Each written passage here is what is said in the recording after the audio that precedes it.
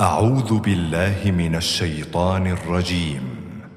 بسم الله الرحمن الرحيم. إنا أرسلنا نوحا إلى قومه أن أنذر قومك من قبل أن يأتيهم عذاب أليم. قال يا قوم إني لكم نذير مبين أن اعبدوا الله واتقوه وأطيعون يغفر لكم من ذنوبكم ويؤخركم إلى أجل مسمى إن أجل الله إذا جاء لا يؤخر لو كنتم تعلمون. قال رب إني دعوت قومي ليلا ونهارا فلم يزدهم دعائي إلا فرارا وإني كلما دعوتهم لتغفر لهم جعلوا أصابعهم في آذانهم واستغشوا ثيابهم وأصروا واستكبروا استكبارا ثم إني دعوتهم جهارا ثم إني أعلنت لهم وأسررت لهم إسرارا فقلت استغفروا ربكم إنه كان غفارا يرسل السماء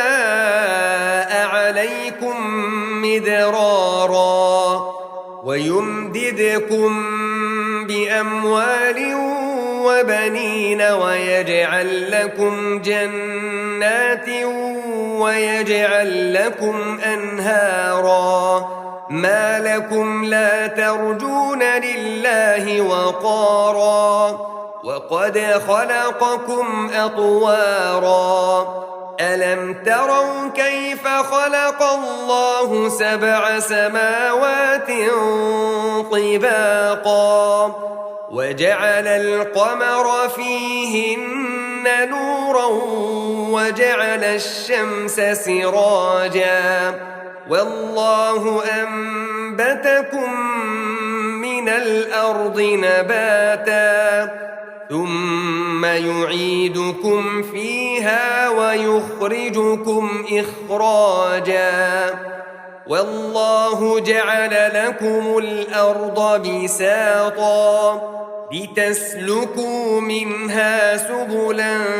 فجاجا قال نوح